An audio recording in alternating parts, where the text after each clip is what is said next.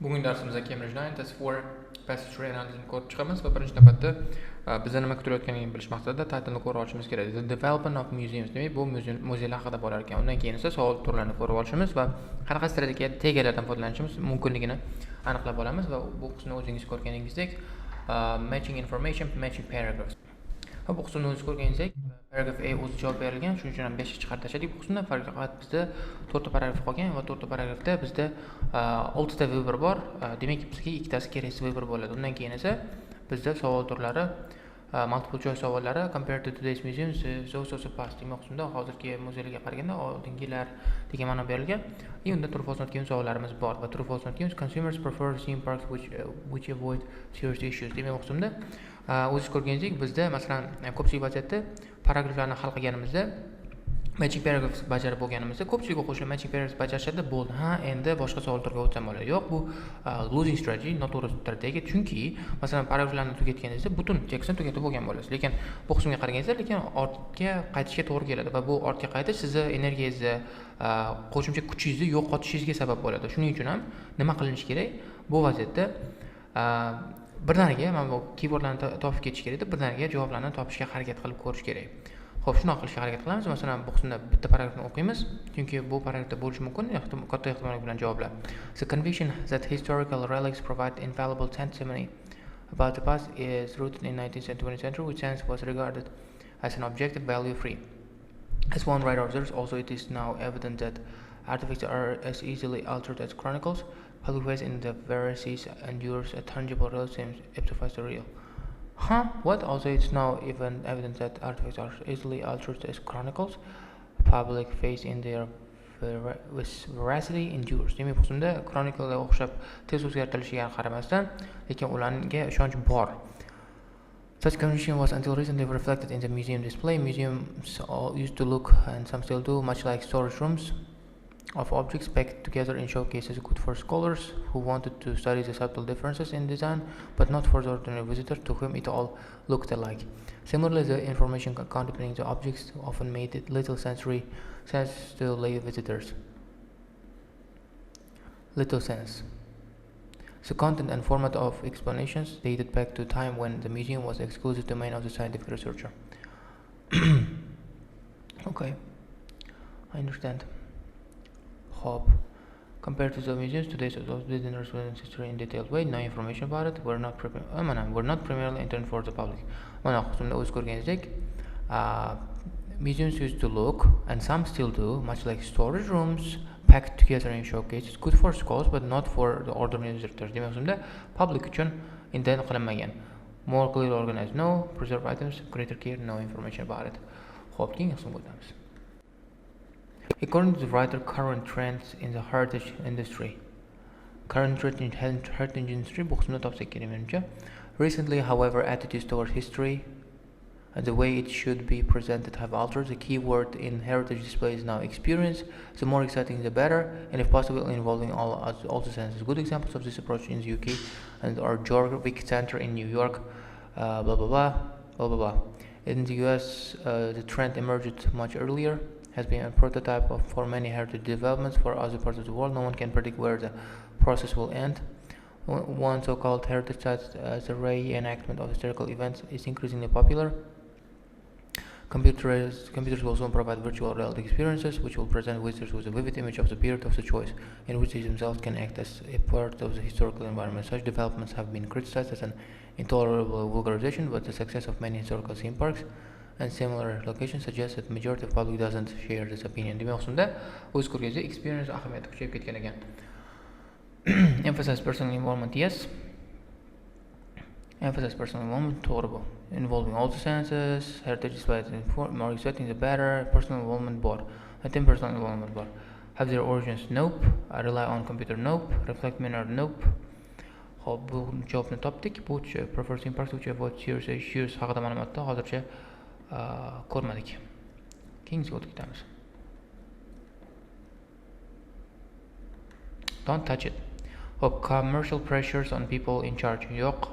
Mixed views on current change to museums. Maybe. International dimension yo'q. Interpreting facts to ways to know. Fewer differences between public attractions. No. Current views and suggestions. Yo'q. Demak, mixed views on the current change to museum bo'lishi kerak, chunki mavzusida criticize, such developments criticize as an intolerable organization, public buni shayr qilmaydi. Shuning uchun ham mixed viewga o'xshayapti, katta ehtimollik bilan. Keyingiga o'tamiz.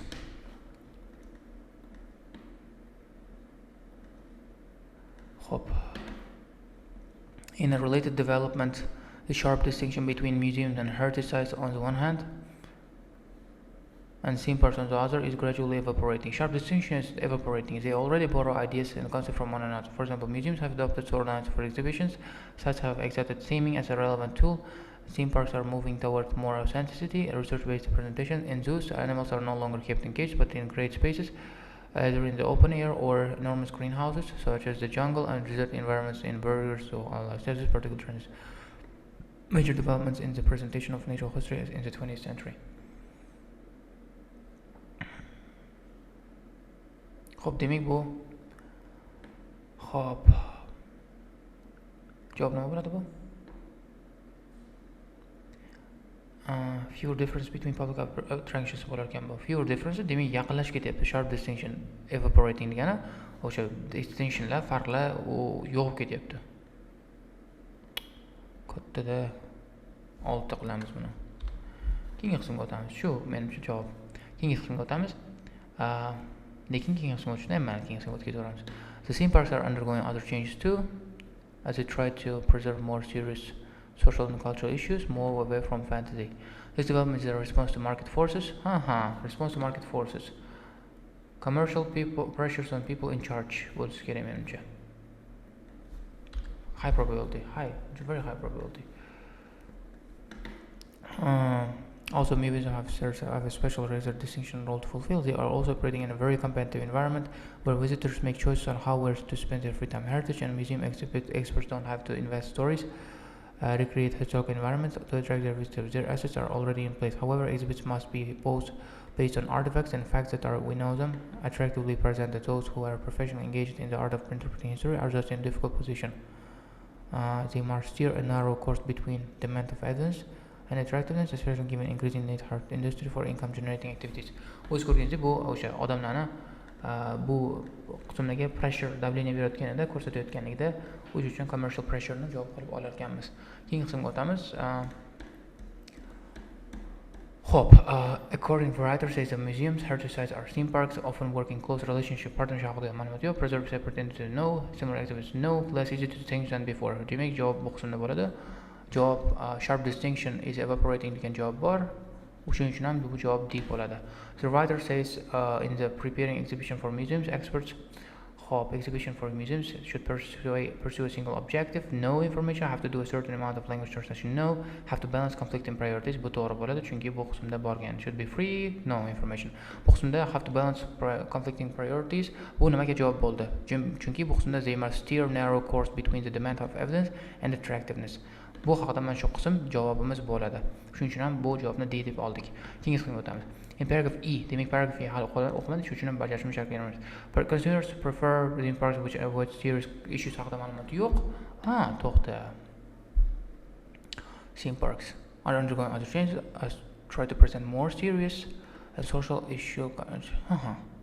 Prefer demak yo'q. Bu false bo'lar ekan, chunki bu yerda berilgan masalan theme parks are undergoing other changes as they try to present more serious and social issues.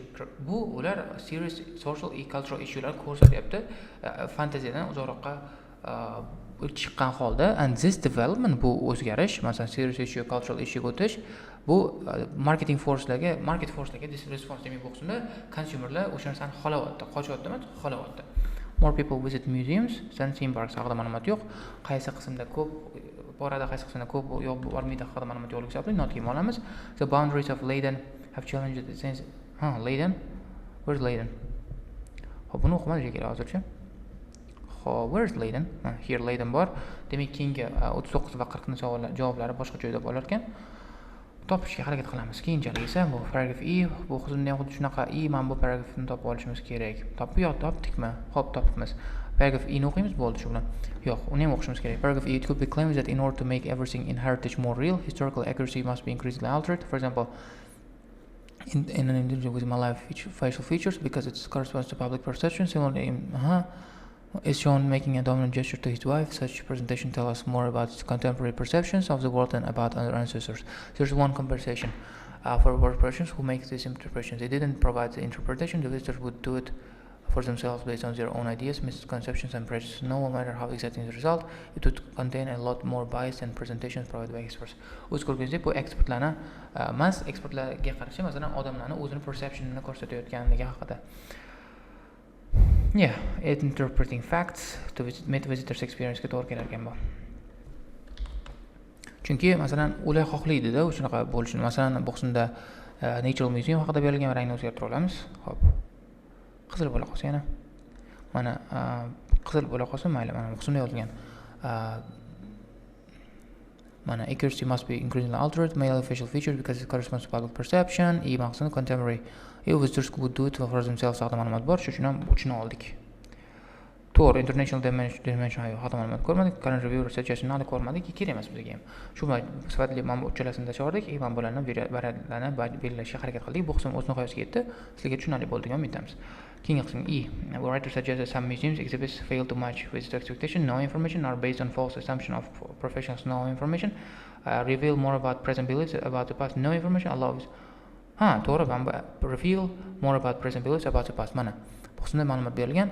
Mana another is shown making dominant culture. Such presentations tell us more.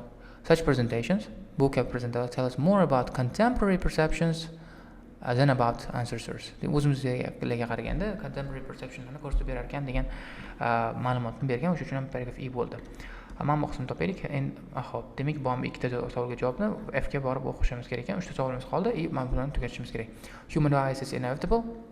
But another source of bias is the representation of history has to do with the transitory nature of materials themselves. Transitory nature, simple fact that not everything from history survives the historical process. Castles, palaces, cathedrals have larger slogan span than dwelling ordinary people. The same applies to furnishing and other content of the premises. In a town like Leiden in Holland, which 17th century was occupied with approximately the same number of inhabitants today. Wow. People lived within walled town area more than 5 times smaller than Leiden. In most of the houses, several families lived together in circumstances beyond our imagination. Yet in museums, fine period rooms give only an image of lifestyle or of upper class. No wonder people who stroll around the exhibits are filled with nostalgia. Evidence in a museum indicates that life was so much better in the past. This notion is induced by bias in its representation in museums and heritage centers.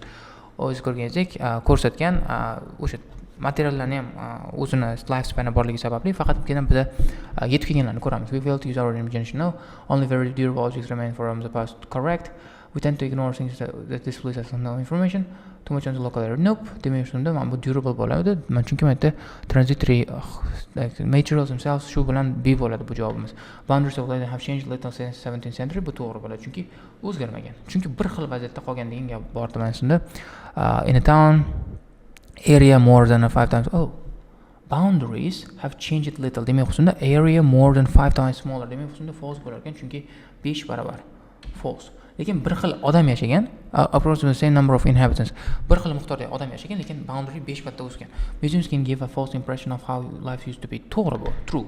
Chunki false impression nostalgia bo'ladi, chunki biz bosh mana exhibition filled with nostalgia. Evidence museums indicates that life was so much better in the place. Nostalgia induced by the bias instant representation in museum. Demak, shunda noto'g'riligi ko'rsatib berilgan. Men tezroq ketishim kerak chunki dars boshlab ketdi. Shu bilan bu o'z nihoyasiga yetadi videomiz. Agar muammolaringiz bo'lsa, kommentlarda qoldirishingiz mumkin. Shu bilan bugungi videomiz o'z nihoyasiga yetdi. Bye guys.